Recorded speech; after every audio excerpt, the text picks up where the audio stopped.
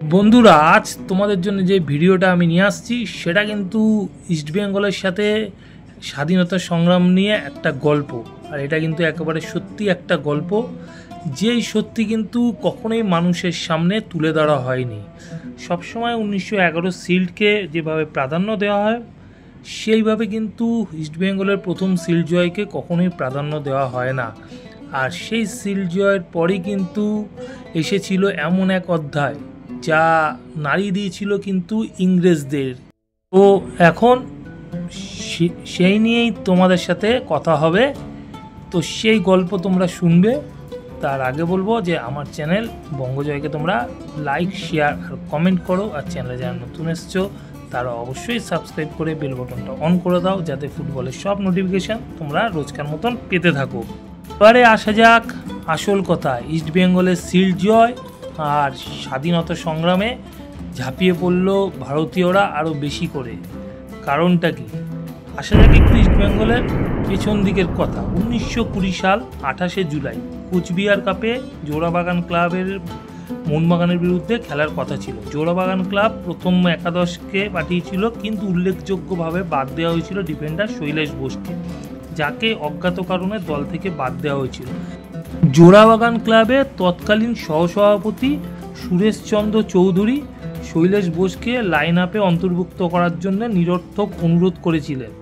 যখন তার অনুরোধ গৃহীত হয়নি, তখন রাজা মন্মথরাজ চৌধুরী, রমেশচন্দ্র সেন এবং অরবিন্দু ঘোষের সাথে ক্লাব ত্যাগ করেন।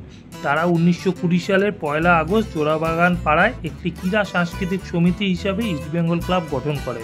প্রতিষ্ঠাতারা বাংলার পূর্ব অঞ্চল থেকে আসায় নবগঠিত ক্লাবটির নাম রাখা হয় ইস্টবেঙ্গল। সারদা রঞ্জন রায় নবগঠিত ইস্টবেঙ্গল ক্লাবের প্রথম সভাপতি হন, আর সুরেশচন্দ্র চৌধুরী এবং তড়িৎভূষণ রায়কে প্রথম যুগ্ম সম্পাদক হিসাবে ঘোষণা করা হয় ইস্টবেঙ্গল ক্লাবে। এবারে আসা যাক আসল কথায়, ইস্টবেঙ্গল সাথে কিভাবে জড়িয়ে আছে ভারতের স্বাধীনতা সংগ্রাম।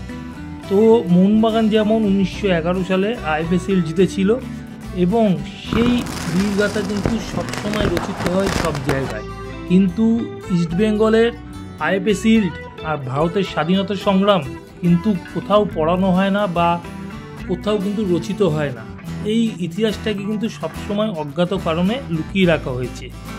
সালটা 1942, ইস্টবেঙ্গল আইএফএ শিল্ডে প্রথমবারের মতন ফাইনালে উঠলো। তাদের সামনে কিন্তু মোহামেডান স্পোর্টিং। তো দুই ভারতীয় দলের খেলা ছিল, ব্রিটিশদের কিন্তু তেমন একটা আগ্রহ ছিল না দুই ভারতীয় দলকে নিয়ে, এবং মোহামেডান স্পোর্টিং ইস্টবেঙ্গলকে হারিয়ে চ্যাম্পিয়ন হলো। এরপরে এলো 1943, সেই মহেন্দ্রক্ষণ বছর, যে বছর ইস্টবেঙ্গল জিতলো আইএফএ শিল্ড। আর সেই টুর্নামেন্টে কি হয়েছিল তোমাদেরকে একটু বলি। ইস্টবেঙ্গল কিন্তু প্রথম থেকেই দারুণ ফর্মে ছিল, এবং সেই ফর্ম কিন্তু বজায় রেখে ফাইনালে উঠেছিল। কুষ্টিয়াকে হারিয়েছিল 8-1 গোলে। তারপরে ব্রিটিশ দল বিআই ব্যাটালিয়ানকে হারালো 3-0 গোলে। কোয়ার্টার ফাইনালে ভবানীপুরকে হারিয়েছিল 1-0 গোলে, এবং সেমিফাইনালে বিও রেলওয়েকে 7-1 গোলে হারিয়েছিল। অন্যদিকে ইস্টবেঙ্গলের সামনে কিন্তু ফাইনালে যারা ছিল তারা হচ্ছে ব্রিটিশ পুলিশ, এখনকার যেটা পুলিশ এসি। সেই সময়কে ব্রিটিশ পুলিশ কিন্তু প্রথম থেকে দারুণ ফুটবল খেলছিল। বেঙ্গল স্পোর্টিংকে 5-0 গোলে হারালো প্রথম রাউন্ডে। দ্বিতীয় রাউন্ডে মহীশূর ব্লুজকে 2-0 গোলে। তৃতীয় রাউন্ডে বার্নপুর ইউনাইটেডকে 3-1 গোলে। কোয়ার্টার ফাইনালে আর্যকে 3-1 গোলে, এবং সেমিফাইনালে মোহনবাগানকে 1-0 গোলে। এবারে তো আসল খেলা, ফাইনাল। তো ইস্টবেঙ্গল সামনে তাদেরকে না ব্রিটিশ পুলিশ। এখন লড়তে গেলে ব্রিটিশদের সাথে সরাসরি লড়াই, খালি পায়ের ইস্টবেঙ্গল। সেখানে কিন্তু ব্রিটিশদের সাথে একটা আলাদা লড়াই হবে। শুধু লড়াইটা ফুটবল মাঠে না, ফুটবল মাঠের বাইরেও কিন্তু ছেয়ে গেছিলো সেদিনকে। কেননা ব্রিটিশ পুলিশদের সামনে ইস্টবেঙ্গলকে যখন লড়তে হতো, তখন কিন্তু অনেক ভেবেচিন্তে লড়তে হতো যে খেলার মতন শুধু খেললে হবে না, না তাদের সাথে ফাউল করা যাবে, না তাদেরকে কোনো রাফ ট্যাকেল করা যাবে। কেননা সেই সময় ব্রিটিশরা যদি আজে বাজে কোনো ফাউল বা রাফ ট্যাকেল হয়ে যায়, সেক্ষেত্রে কিন্তু বলা যায় যে ফুটবলারদের নামে যে কোনো রকমের হয়তো কেস দিয়ে দিতে পারে ব্রিটিশরা।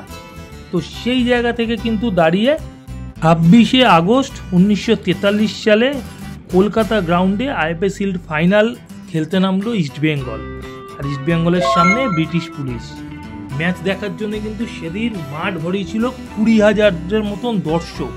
ব্রিটিশ পুলিশ কিন্তু তার আগে 1937 এবং 1939 সালে কিন্তু আইএফএ শিল্ড ফাইনাল খেলেছে এবং তৃতীয়বারের মতো কিন্তু ফাইনালে ওঠে, এবং তার আগে মোহনবাগানকে হারিয়ে যথেষ্ট টকবগে ছিল এই ব্রিটিশ পুলিশ দল।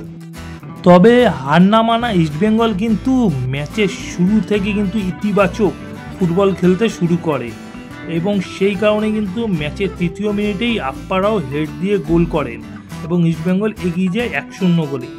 এরপরে ইস্টবেঙ্গলের ফরওয়ার্ড ফটিক সিনহার একটি শক্তিশালী শট কিন্তু সেভ করতে ব্যর্থ হলেও সেটি পোস্টে লেগে ফিরে আসে এবং পুলিশ কাস্টোডিয়ান উইথার্সের কাছে রিভাইন্ড হয়ে যায়। এরপরে এই ফটিক সিনহাই কিন্তু দ্বিতীয়ার্ধে একটি গোল করেন ইস্টবেঙ্গলের হয়ে, এবং ইস্টবেঙ্গলের পক্ষে লিড কিন্তু দ্বিগুণ হয়ে যায় এবং ইস্টবেঙ্গল সেই সময় 2-0 গোলে এগিয়ে যায়। এবং সেই সময় কিন্তু ইস্টবেঙ্গল একের পর এক পাস খেলতে থাকে, নানা রকম স্কিল করতে থাকে, এবং সেই সময় কিন্তু এই ব্রিটিশ পুলিশ ফুটবলাররা কিন্তু নাজেহাল হয়ে পড়ে। 2-0 গোলে এগিয়ে থাকে ইস্টবেঙ্গলের যেন গোল করার নেশা যেন চেপে বসেছিল সেই সময়। এরপর একের পর এক আক্রমণ সারাতে থাকে ইস্টবেঙ্গল ব্রিটিশ পুলিশের উপর, এবং আপ্পারাওয়ের পাস পেয়ে এসি সোমানা কিন্তু শক্তিশালী একটি শট করে দূরপাল্লার, এবং সেই শটে কিন্তু ইস্টবেঙ্গলের হয়ে 3 নম্বর গোল করে ফেলেন সোমানা। এর ফলে ইস্টবেঙ্গল কিন্তু চতুর্থ ভারতীয় দল হিসাবে সেই সময় 1943 সালে আইএফএ শিল্ড জিতে নেয়। এই সময়তেই কিন্তু বলা যায় যে ভারতীয় বিপ্লবীদের আরও উৎসাহ বেড়ে যায় ইস্টবেঙ্গলের এই খালি পায়ে ব্রিটিশ বধ দেখে আইএফএ শিল্ড ফাইনালে। এরপর কি হয় যে ভারতের কিন্তু বিপ্লবীরা আরও বেশি উৎসাহ পেয়ে স্বাধীনতা সংগ্রামে কিন্তু ঝাঁপিয়ে পড়ে, আর তাদের কিন্তু সেই সময় মনে হচ্ছিল যে স্বাধীনতা আর বেশি দিন বাকি নেই, স্বাধীনতা যেন তাদের কাছেই চলে এসেছিল। ইস্টবেঙ্গলের এই জয়ের বীরগাথা সমগ্র ভারতে কিন্তু ছড়িয়ে পড়েছিল, আর সেই উৎসাহে কিন্তু বলা যায় যে সাধারণ ঘরের লোকেরাও কিন্তু বুঝতে পেরেছিল যে ব্রিটিশদের সাথে কিন্তু লড়া যায়। মোহনবাগান যেখানে 1911 সালে শিল্ড জিতেছিল এবং তারপর দেশ স্বাধীনতে লেগে গেছিল 36টি বছর, কিন্তু 43-এ ইস্টবেঙ্গলের শিল্ড জয়ের পরই একটা স্বাধীনতার যেন জোয়ার চলে এসেছিল ভারতীয়দের মধ্যে, শুধু বাঙালি সমাজ না সমগ্র ভারতীয়দের মধ্যে, যে ব্রিটিশদেরকে এবারে বধ করা যায়, তাদেরকে দেশ থেকে তাড়ানো যায়, সেই পথ দেখিয়েছিল কিন্তু ইস্টবেঙ্গল।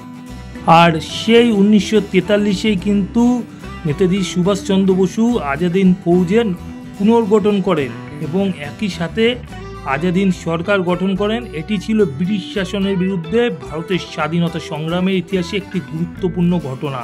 1943 সালের 21শে অক্টোবর সুভাষচন্দ্র বসু সিঙ্গাপুরে একটি অস্থায়ী আজাদ হিন্দ সরকার গঠনের ঘোষণা করে দেন এবং নিজেকে এর প্রধান ঘোষণা করেন। সেই সময় কিন্তু ইস্টবেঙ্গলের শিল্ড জয় এবং নেতাজি সুভাষচন্দ্র বসুর পুনর্গঠন আজাদ হিন্দ ফৌজে, তো এই জন্যে কিন্তু আলাদা একটা মাত্রা পেয়ে গেছিল সমগ্র ভারতবাসী এবং ঝাঁপিয়ে পড়েছিল স্বাধীনতার জন্যে। এরপর এলো 1945, সেবারেও কিন্তু ইস্টবেঙ্গল জিতলো কলকাতা লিগ এবং আইএফএ শিল্ড দ্বিমুকুট জয় হলো। পরাধীন ভারতে নতুন সূর্যোদয় বলা যায়। ইস্টবেঙ্গলকে দেখে কিন্তু উৎসাহ বেড়ে গেল। এই যে লোগো দেখছো, হ্যাঁ ইস্টবেঙ্গল। ইস্টবেঙ্গল এমন একটা দল যারা নিজেদেরকে কোনোদিনও বিকিয়ে দিতে যায় না, তারাও কিন্তু একটা সময় স্বাধীনতায় লড়েছিল প্রতিটা ভারতীয়র সাথে, কাঁধে কাঁধ মিলিয়ে খালি পায়ে ফুটবল মাঠে জবাব দিয়েছিল ব্রিটিশদেরকে যে খালি পায়ে আমরা তোমাদেরকে হারাতে পারি। যেমন আইএফএ শিল্ডেও হারিয়েছে, তেমন কলকাতা লিগেও ওই সময় কিন্তু 45 সালে ব্রিটিশদেরকে হারিয়েছে খালি পায়ে। তো এরপরে কিন্তু ভারত হলো 1947 সালে স্বাধীন, আর ইস্টবেঙ্গল ক্লাবের এইভাবেই কিন্তু বলা যায় নিজেদেরকে না বিক্রি করে না বেচে এখনও কিন্তু মাথা উঁচু করে দাঁড়িয়ে আছে বাঙাল ব্রিগেড। ইস্টবেঙ্গল ক্লাব এমন একটা দল যারাই কিন্তু প্রথম ভারতীয় দল স্বাধীনতার পর কোনো বিদেশি দলকে হারিয়ে আইএফএ শিল্ড জেতে। সালটা 1970, ইডেন গার্ডেন্সে ইস্টবেঙ্গলের মুখোমুখি হয়েছিল আইএফএ শিল্ডে ইরানের পাস ক্লাব। আর সেই ম্যাচে কিন্তু পরিমল দের একমাত্র করা গোলে কিন্তু ইস্টবেঙ্গল পরাজিত করেছিল পাস ক্লাবকে। আর সেটি ছিল স্বাধীনতার পর ভারতবর্ষের কোনো ক্লাব যারা কোনো বিদেশি দলকে হারিয়ে আইএফএ শিল্ড জিতেছে। তারপর একাধিক দল এসেছে বিদেশ থেকে, তাদেরকে হারিয়ে একাধিক ভারতীয় ক্লাব আইএফএ শিল্ড জিতেছে, কিন্তু সেটিই ছিল স্বাধীনতার পর ইস্টবেঙ্গল 70 সালে পাস ক্লাবকে হারিয়ে আইএফএ শিল্ড জেতা। ইস্টবেঙ্গলকে নিয়ে বলতে গেলে কিন্তু কথা শেষ হবে না। ইস্টবেঙ্গল ভারতের এমন একটি ক্লাব যাদের কাছেই আছে 4টে ইন্টারন্যাশনাল ট্রফি। 1985 সালে প্রথম ইন্টারন্যাশনাল ট্রফি জয় করে ইস্টবেঙ্গল কলম্বোয় কোকাকোলা কাপ। এরপর 1993 সালে ইস্টবেঙ্গল জেতে ওয়াই কাপ নেপালে, 2003 জেতে আসিয়ান কাপ এবং 2004 সেই নেপালেই কিন্তু ইস্টবেঙ্গল জেতে সান মিগুয়েল ট্রফি দক্ষিণ কোরিয়ার দলকে হারিয়ে। ইস্টবেঙ্গল ক্লাব শুধু একটা ক্লাব না, একটা লড়াইয়ের নাম, যাদের মর্যায়ে আছে লড়াই। ইস্টবেঙ্গলকে বলা হয় জার্মান, কেননা ইস্টবেঙ্গলের সাথে জার্মানদের লড়াইয়ের কিন্তু একটা আলাদা মানসিকতা আছে। ইস্টবেঙ্গল যারা নাকি নিজেদেরকে বিক্রি না করে, নিজেদের সত্তাকে বিক্রি না করে এখনও দাঁড়িয়ে আছে। খারাপ সময় সবার আসে, ইস্টবেঙ্গলের হয়তো একটা ব্যাড প্যাচ চলছে, কিন্তু এই ব্যাড প্যাচ আর বেশি দিন না। আগামী দিনে ইস্টবেঙ্গল আবার কিন্তু সেই লড়াইয়ের মানসিকতা নিয়ে আবার ঘুরে দাঁড়াবে এবং ভারতীয় ফুটবলে রাজ করবে ইস্টবেঙ্গল।